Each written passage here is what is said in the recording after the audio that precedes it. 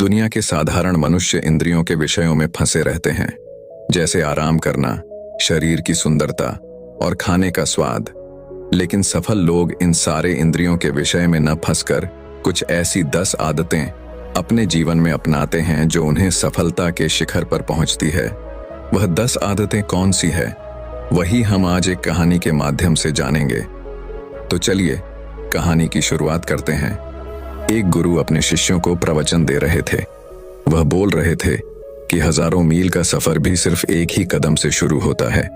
देखा जाए तो अपनी जिंदगी में लक्ष्य हम सभी तय करते हैं, अपने लिए ख्वाब बुनते हैं, खुद को लेकर कई सारे सपने भी देखते हैं। लेकिन अपने लक्ष्य, अपनी मंजिल के पीछे भागने की बजाय ज्यादातर लोग अपने उन ख्यालों के पीछे भागते रह जाते हैं जिनका शायद सच्चाई से कोई वास्ता ही नहीं है, जो सिर्फ उनके दिमाग की एक उपज है। इन सभी गैर जरूरी ख्यालों के पीछे भागते हुए वह इस बात का अंदाजा लगाने की कोशिश भी नहीं करते कि वह ख्याल सकारात्मक हैं या नकारात्मक सच हैं, या उनके दिमाग के सिर्फ एक उपज हैं, या वह किसी और से प्रभावित हैं। उसका सच्चाई से कोई संबंध है भी या नहीं। और शिष्यों, इसलिए ज्यादातर लोग अपनी मंजिल तक नहीं पहुंच पाते और जीवन भर असफल रह जाते हैं। गुरु यह सब बोल ही रहे थे कि तभी एक शिष्य खड़ा होता है और गुरु से कहता है, गुरुदेव, आपने यह तो बता दिया कि ज्यादातर लोग असफल क्यों होते हैं, लेकिन क्या आप हमें यह बता सकते हैं कि हम सफल कैसे हो सकते हैं? वह कौन सी छोटी छोटी आदतें हैं जो हमें सफलता के लिए तैयार करती हैं और फिर सफलता के शिखर तक पहुंचाती हैं? गुरु ने इस शिष्य का पूरा प्रश्न बड़े ध्यान से सुना और फिर हाथ के इशारे से उसे बैठने का आदेश देते हुए अपने सभी शिष्यों से कहा, जीवन में सफल होने के लिए सिर्फ जोश और इच्छा शक्ति का होना ही आवश्यक नहीं है, क्योंकि ये दोनों चीजें हैं सिर्फ हमें प्रेरित करके हमसे काम की शुरुआत करवा सकती हैं। लेकिन पूरे जोश और उत्साह के साथ लंबे समय तक अपने लक्ष्य पर टिके रहना और दूर के बड़े लक्ष्यों को हासिल करने के लिए हमें उन आदतों को अपनी रोजमर्रा के जीवन का हिस्सा बनाना पड़ेगा जो व्यक्ति को सफलता के लिए तैयार करती है और उसे सफल बनाती है। तो आज मैं आपको 10 ऐसी आसान आदतों के बारे में बताऊंगा जिनको अगर आपने अपने जीवन का हिस्सा बना लिया तो सिर्फ 30 दिनों में आप अंदर से एक बिल्कुल ही अलग इंसान बन जाएंगे और खुद के भीतर एक गजब की सकारात्मक ऊर्जा महसूस करेंगे जो आपको सफलता के शिखर तक पहुंचाएगा। तो उन सफल आदतों की श्रेणी में पहली आदत है, अपने दिन की शुरुआत धन्यवाद के भाव के साथ करें। सुबह जैसे ही आपकी आंख खुले तो कुछ भी सोचने से पहले, कुछ भी करने से पहले, बिस्तर से उठने से पहले अपने दोनों हाथों को जोड़कर आसमान की तरफ देखते हुए जिस भी शक्ति पर आप विश्वास करते हैं उसका आह्वान करते हुए उन 3-4 चीजों को याद कीजिए जिसके लिए आप ईश्वर के शुक्रगुजार हैं। उन 3-4 लोगों, चीजों या घटनाओं के लिए ईश्वर का आभार व्यक्त कीजिए जिनकी वजह से आपका जीवन बेहतर हो गया है, आप ज्यादा खुशहाल और समृद्ध हुए हैं। ज्यादातर मौकों पर हमारे जीवन में, हमारे घरों में, हमारे परिवारों में, हमारे आसपास के माहौल में एक ही वो इंसान होता है जो हमारे सबसे ज्यादा दुखों और परेशानियों का कारण होता है। लेकिन हमारे आसपास 99% लोग अच्छे होते हैं। हमारे जिंदगी में 99% चीजें बहुत अच्छी हैं, लेकिन अगर हम बुरे इंसान पर, बुरी घटनाओं पर, बुरी परिस्थितियों पर, बुरे परिणामों पर ध्यान देंगे तो फिर पूरा दिन हमें उस तरह की चीजें और मिलेंगी। लेकिन अगर हम शुक्रगुजार हैं अपने जीवन के 99% अच्छी चीजों के लिए, तो फिर हमारे पास और अच्छा चलकर जरूर आएगा। यह जो आभार व्यक्त करने की आदत है, यह हमारी मानसिकता को सुबह सुबह ही बदल कर रख देती है और सकारात्मक तरीके से अपने दिन की शुरुआत करने में मदद करती है। इस अभ्यास को करने में बहुत थोड़ा सा ही समय लगता है, लेकिन यह आपके पूरे दिन के काम करने के तरीके, आपकी मानसिकता और आपके विचारों को पूरी तरह से बदल कर रख सकती है। सफल आदतों की श्रेणी में दूसरी आदत है, आपको हर दिन व्यायाम जरूर करना चाहिए। आप चाहे दौड़ लगाएं, कसरत करें, योगासन करें या फिर प्राणायाम, लेकिन आपको हर सुबह कोई ना कोई ऐसी क्रिया जरूर करनी है जिसमें आपके शरीर को मेहनत करनी पड़े, उसे पसीना बहाना पड़े। यह इंसानी शरीर बना ही मेहनत करने के लिए है। इसे हर समय आराम देने से यह निष्क्रिय, कमजोर और रोगग्रस्त हो जाता है। व्यायाम करना न सिर्फ आपके शरीर को फायदा पहुंचाता है, बल्कि यह आपके दिमाग और आपकी मानसिक क्षमताओं को बढ़ाने में भी कमाल करता है। रोज व्यायाम करने से आपका शरीर और मन मजबूत होता है। आपके अंदर एक अलग ही आत्मविश्वास और तेज का जन्म होता है, जो आपकी सफलता की राह में आपके सहायक बनते हैं। सफल आदतों की श्रेणी में तीसरी आदत है, लक्ष्य निर्धारित करो और अपने दिन को योजना के अनुसार चलाओ। रात में सोने से पहले ही अगले दिन के 3 सबसे महत्वपूर्ण कामों को निश्चित कर लो और उन्हें लिख लो। फिर उसी के अनुसार अपने पूरे दिन की योजना बनाओ और उस पर अमल करो। अगर कोई व्यक्ति योजना बनाकर अपने दिन की शुरुआत नहीं करता और कोई व्यक्ति काम कभी भी करता है, तो ऐसा व्यक्ति कभी भी अपने पूरे दिन का सदुपयोग नहीं कर सकता। हालांकि ज्यादातर लोगों को पता होता है कि उनके लिए कौन सा काम महत्वपूर्ण है और कल उन्हें कौन सा काम करना चाहिए, लेकिन फिर भी वो लोग उस काम को पूरा नहीं कर पाते और उसे टालते रहते हैं। और जो व्यक्ति अपने काम को समय पर पूरा ना करके उसे लगातार टालता रहता है, ऐसा व्यक्ति कभी भी बड़ी सफलता हासिल नहीं कर सकता। ज्यादातर लोगों का अपने काम को समय पर पूरा ना करना और उसे लगातार कल पर टालते रहने का सबसे बड़ा कारण है उनके अंदर आत्म अनुशासन का न होना। क्योंकि जो व्यक्ति आत्म अनुशासित है, वह अपना हर काम समय पर पूरा करता है। सफल आदतों की श्रेणी में चौथी आदत है, आपको हर दिन कुछ ना कुछ नया सीखना चाहिए या फिर कुछ ना कुछ नया पढ़ना चाहिए। अगर आप हर दिन 1 से 2 घंटे का समय अपने लिए कुछ नया सीखने, पढ़ने या फिर अपने व्यक्तिगत विकास के कामों में नहीं लगा रहे हैं, तो फिर आप चाहे कितनी ऊंचाइयों पर हो, कितने ही समझदार और बुद्धिमान हो, आप जिंदगी में हारने ही वाले हैं। आप नीचे गिरने ही वाले हैं। किसी बुद्धिमान व्यक्ति ने कहा है कि सीखना कभी बंद नहीं होना चाहिए, क्योंकि लगातार अभ्यास से ही व्यक्ति महान ऊंचाइयों को हासिल कर सकता है।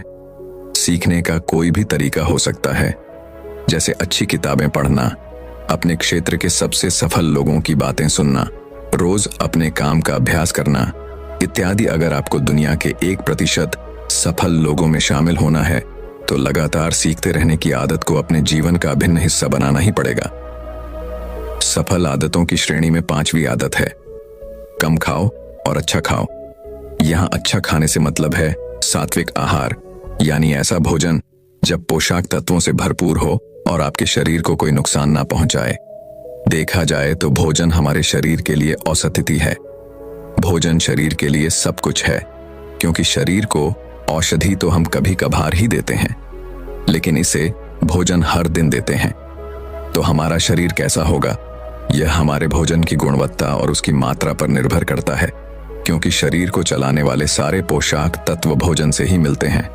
इसीलिए कोई ऐसा भोजन मत करो जिसमें कोई पोषक तत्व ही ना हो और जिसे पचाना हमारे शरीर के लिए बोझ बन जाए। ज्यादा तला भुना और बासी भोजन मत खाओ। 3 सफेद से जितना हो सके उतनी दूरी बना लो।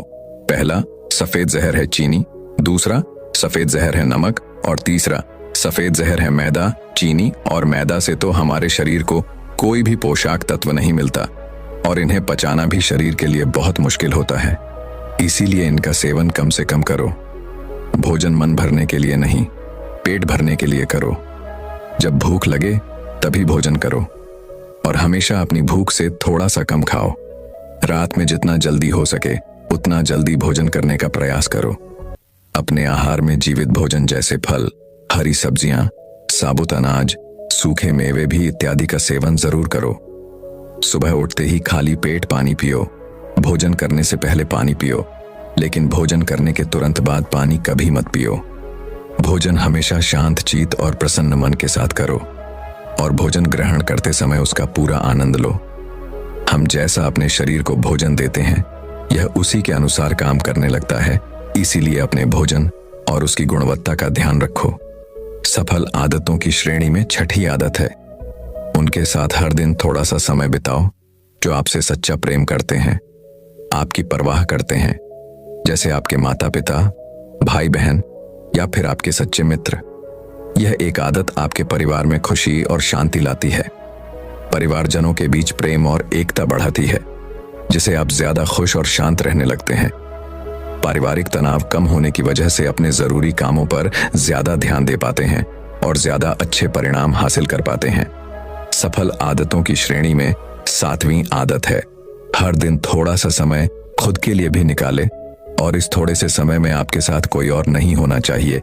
यह आपका अपना समय है जिसमें आप अकेले एकांत में रहेंगे, खुद के बारे में चिंतन करेंगे, खुद की अच्छाइयों और बुराइयों के बारे में विचार करेंगे, अपने भविष्य के बारे में सोचेंगे, अपने काम के बारे में सोचेंगे, अपने भीतर उतरने का प्रयास करेंगे। इन एकांत के पलों का उपयोग आप खुद को और ही बेहतर तरीके से जानने और समझने में करेंगे। इस समय आप खुद की कमियों के बारे में विचार करेंगे और उन्हें कैसे ठीक कर सकते हैं, इस पर मंथन करेंगे। सफल आदतों की सूची में 8वीं आदत है, समय का सही प्रबंधन करना, उसका सही उपयोग करना।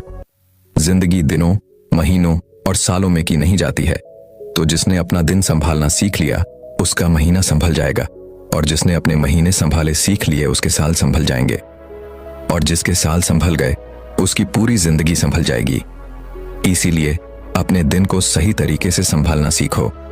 जो सबसे महत्वपूर्ण काम है उन्हें सबसे पहले खत्म करो। जिंदगी के किसी भी क्षेत्र में देख लो, घंटे तो सबके पास 24 ही होते हैं, लेकिन इन्हीं 24 घंटों में कुछ लोग कमाल कर जाते हैं। अपने एक ही जीवन में ना जाने कितने सारे काम कर जाते हैं, लेकिन दूसरी तरफ ज्यादातर लोग छोटे छोटे कामों में ही उलझे रह जाते हैं और जीवन भर यही कहते रहते हैं, इस काम के लिए समय नहीं है, उस काम के लिए समय नहीं है। तो आखिर समस्या कहाँ है? समस्या है अपने समय का सही प्रबंधक न कर पाना। सफल आदतों की श्रेणी में 9वीं आदत है, रात में जल्दी सोए और सुबह जल्दी उठें। जो व्यक्ति सुबह जल्दी उठता है उसे कुछ अतिरिक्त समय मिल जाता है सबसे महत्वपूर्ण कामों को खत्म करने का, जैसे ध्यान का अभ्यास, व्यायाम, किताबें पढ़ना इत्यादि। सुबह जल्दी उठकर ध्यान का अभ्यास करने से दिन भर मन शांत और पसंद रहता है। इसके साथ ही सुबह जल्दी उठकर काम शुरू करने से व्यक्ति का काम समय पर पूरा हो जाता है और वह बेवजह की चिंता और तनाव से बच जाता है। सुबह जल्दी उठकर काम खत्म करने से व्यक्ति के अंदर एक ऐसा अनुशासन जन्म लेता है जो उसे सफलता के शिखर तक पहुंचा सकता है। सफल आदतों की श्रेणी में 10वीं आदत है, वीर्यनाश, धूम्रपान और मदिरापान से बचें। ये तीनों ही काम ऐसी बुरी लत हैं जो निश्चित रूप से आपको पीछे ले जाने वाली हैं। ये तीनों ही काम आपके मानसिक और शारीरिक स्वास्थ्य के लिए बहुत हानिकारक है। वीर्यनाश आपके तेज और क्रांति को खत्म करता है और साथ ही आपको शारीरिक व मानसिक रूप से कमजोर बनाता है। हालांकि इन तीनों ही चीजों को छोड़ना आसान नहीं होता, लेकिन अगर आप चाहें तो मजबूत से और दृढ़ इच्छा शक्ति के बल पर इन्हें छोड़ सकते हैं। इतना कहने के बाद गुरु ने अपना प्रवचन समाप्त कर दिया और वो मौन हो गए। यह देखते ही सभी शिष्य समझ गए कि अब यहाँ से जाने का समय हो चुका है। उन सब ने इस जानकारी के लिए गुरु का धन्यवाद किया और वहां से चले ले गए। तो दर्शकों, अब बड़ा लक्ष्य कम समय में कैसे पाना है, इस विषय पर अगली रोचक कहानी की शुरुआत करते हैं। मियाँ मोटा मुसासी दुनिया के उन सबसे महानतम तलवारबाजों में से एक थे जो इस धरती पर कभी चले होंगे। मियाँ मोटा मुसासी को जापान के अब तक के इतिहास का सबसे महान समुराई और सर्वश्रेष्ठ तलवारबाज कहा जाता है। मुसासी एकाग्रता, जागरूकता, समर्पण और आत्मविश्वास की एक जीती जागती मिसाल थे। उनका मानना था कि व्यक्ति को पूरी जागरूकता और समर्पण के साथ खुद को एक लक्ष्य में झोंक देना चाहिए। मियाँ मोटा मुसासी एक बुद्धिस्ट थे और उन्हें पूरे जापान में तलवारबाज संत के नाम से जाना जाता था। वह अपने पूरे जीवन काल में एक भी लड़ाई नहीं हारे। उन्होंने आज से 400 साल पहले ही पूरे जापान में घूम घूम कर उस समय के सबसे ताकतवर, खूंखार और निपुण योद्धाओं के साथ कुल 61 युद्ध लड़े और हर युद्ध में ही सामने वाले प्रतिद्वंदी को धूल चटाई। वह जीवन पर्यंत अपराजित रहे और पूरे देश की यात्राएं करते रहे। मियाँ मोटा मुसासी अपनी शिक्षाओं में एक एकाग्रचित होकर अभ्यास करने पर जोर देते हैं। वह कहते हैं कि हमारे बाहर ऐसा कुछ भी नहीं है जो हमें बेहतर, ताकतवर, अमीर और बुद्धिमान बना सकता है। सब कुछ हमारे भीतर है, इसीलिए कुछ भी अपने से बाहर मत ढूंढो। 17वीं शताब्दी में जापान के सबसे ताकतवर और प्रसिद्ध सम्राट होने के बाद भी उन्होंने अचानक से हिंसा का त्याग कर दिया और दुनिया के शोर शराबे से दूर जंगल की एक गुफा में रहने लगे, जहां उन्होंने कई महीनों तक गहरे ध्यान का अभ्यास किया। अपनी मृत्यु के सिर्फ 7 दिन पहले उन्होंने अपने चहेते शिष्य के लिए एक किताब लिखी और उसे नाम दिया डो कोडो, जिसका मतलब है आर्ट ऑफ वॉकिंग अलोन, यानी अकेले चलने की कला। उन्होंने अपने पूरे जीवन में जो कुछ भी सीखा या अनुभव किया उसे इस किताब के अंदर 21 नियमों में बदल दिया, जिसमें से 9 महत्वपूर्ण नियमों के बारे में आज हम इस वीडियो में बात करेंगे। लेकिन उससे पहले हम यह जानने का प्रयास करते हैं कि उस महान इंसान ने इस सोच के साथ इस किताब को लिखा होगा। पहला पिलर है आत्म अनुशासन। उस आशीष का मानना था कि आत्म अनुशासन एक खुशहाल जीवन जीने के लिए सबसे जरूरी चीज है। बिना आत्म नियंत्रण के व्यक्ति अपनी भावनाओं और लालसाओं का गुलाम बन जाता है और फिर इसके वश में आकर गलत निर्णय लेता है और गलत रास्ते पर चल पड़ता है। जीवन में अनुशासन लाकर हम अपने लक्ष्य के प्रति एकाग्रचित्त रह सकते हैं और ऐसे निर्णय ले सकते हैं जो हमारे सिद्धांतों और जीवन मूल्यों से मेल खाते हैं। दूसरा पिलर है माइंडफुलनेस, यानी जागरूकता। वो मियां मोटा मुसासी मानते थे कि वर्तमान में जीना और जागरूक होकर जीना जीवन जीने का सही तरीका है। जब हम वर्तमान में रहते हैं तो अपने चारों ओर की सुंदरता और छायाओं को देख पाते हैं, उन्हें महसूस कर पाते हैं और छोटे छोटे चीजों में खुश रहने लगते हैं। तीसरा और आखिरी पिलर है डिटैचमेंट। उस मियां मोटा मुसासी का मानना था कि बाहरी चीजों और घटनाओं से खुद को जोड़ लेना दुख का कारण है। खुद को हर तरह के लगाव से दूर करके ही व्यक्ति आत्म शांति प्राप्त कर सकता है और एक संतुष्ट जीवन जी सकता है। अब हम बात करते हैं उन नियमों के बारे में जिन्हें मियां मोटा मुसासी ने अपनी किताब डोकोडो में बताया है, जिन्हें अपनाकर कोई भी व्यक्ति एक सफल, अनशीत, खुशहाल और संतुष्ट जीवन जी सकता है। पहले नियम में मुसासी कहते हैं, सब कुछ जैसा है उसे वैसा ही स्वीकार कर लो। यह नियम जीवन की सच्चाई को स्वीकारने के महत्व पर जोर देता है, बजाय इसके कि हम कबूल कल्पनाएं करते रहें कि सब कुछ ऐसा होना चाहिए। चीजें जैसी हैं उन्हें वैसे ही स्वीकार कर लेना हमें बेवजह के दुख और तनाव से मुक्त रखता है। साथ ही परिस्थिति की हकीकत को स्वीकार कर लेने से उस क्षण जो भी मौके उपलब्ध हैं, हम उन पर सही से ध्यान दे पाते हैं और उनका सही फायदा उठा पाते हैं। सच्चाई को स्वीकारना हमारी आंतरिक शांति और संतोष के लिए बेहद जरूरी है। जहां अपने आसपास की चीजों और लोगों को वो जैसे हैं उन्हें वैसा ही स्वीकार करना सीख जाते हैं, तो हमारे अंदर का वो घमंड जो लोगों या बाहरी परिस्थितियों को बदलना और नियंत्रित करना चाहता है, वह खत्म हो जाता है और हम ज्यादा शांतिपूर्ण तरीके से रह पाते हैं। इस नियम के माध्यम से मियां मोटा मुसासी हमें दुनिया को खुले दिल और दिमाग से बिना किसी पूर्ण निर्णय के देखना सिखाते हैं और ऐसा करके हम दुनिया को वह जैसी है उसे वैसा ही देख पाते हैं, ना कि अपनी इच्छाओं और कल्पनाओं के चश्मे पहनकर।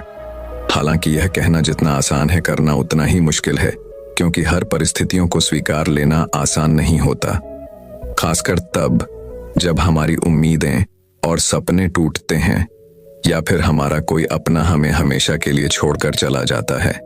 लेकिन फिर भी सच्चाई को स्वीकार लेने से ही व्यक्ति अंदर से शांत और हल्का महसूस करता है।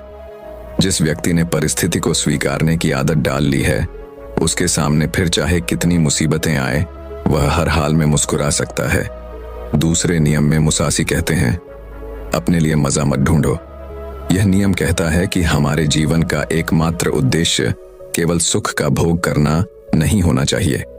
अच्छा भोजन करना, अच्छे कपड़े पहनना, मौज मस्ती करना जरूरी तो है, लेकिन इसमें इतना नहीं खो जाना कि अपने जीवन के उद्देश्य को ही भुला दो और हर समय सिर्फ मजे की तलाश में ही रहूं।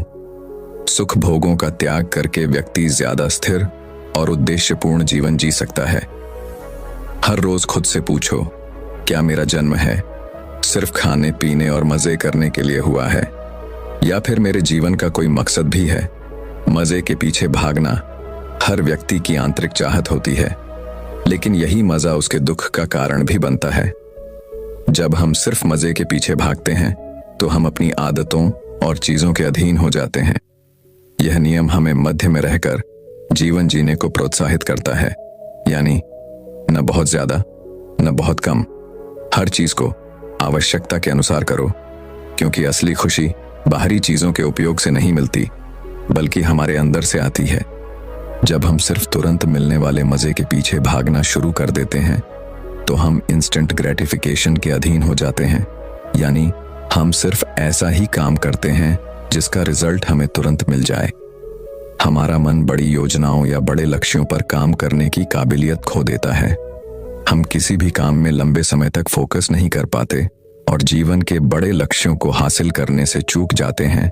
तीसरा नियम जो हो गया, उसका पश्चाताप मत करो।